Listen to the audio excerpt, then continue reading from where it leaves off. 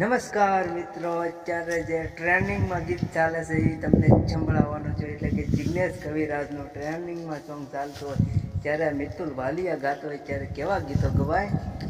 હો તડકે હુકાતી હશે ઓઢણી મને, આમાં વાય રે યાદ આવે મારા પ્રેમની, જતી વખતે મને ફરી ફરી જોતી, મારા વગર ના રેતી, દોઢી નજરે હે તો મારા હોમી નજર રાખતી,